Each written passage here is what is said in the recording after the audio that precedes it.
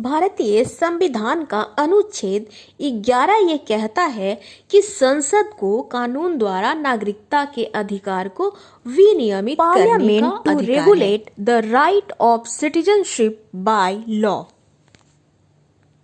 Nothing in the foregoing provisions of this part shall derogate from the power of Parliament to make any provision with respect to the acquisition and termination of citizenship and all other matters relating to citizenship. इस भाग के पूर्वगामी प्रावधानों में से कोई भी प्रावधान संसद की नागरिकता प्राप्त करने और समाप्त करने तथा नागरिकता से संबंधित अन्य सभी मामलों के संबंध में प्रावधान बनाने की शक्ति को कम नहीं करेगा। Article 11 is an important provision under Part 2 of the Indian Constitution which empowers the Parliament to make laws on all matters relating to citizenship.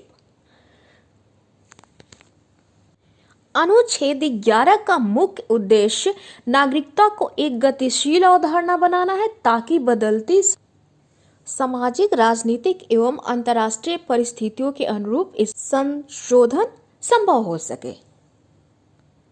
देखिए, सिटीजनशिप अमेंडमेंट एक्ट 2019 CAA के एग्जाम्पल के साथ आप इसको बहुत आसानी से समझ सकते हैं कि इसको लाया गया धार्मिक अल्पसंख्यकों को भारतीय नागरिकता प्रदान करने के उद्देश्य से। ये तर्क दिया गया कि पाकिस्तान, बांग्लादेश, अफगानिस्तान में धार्मिक उत्पीड़न झेल रहे हिंदू, सिख, बौद्ध, जैन, पारसी, ईसाई समुदायों को संरक्षण दिया जाएगा।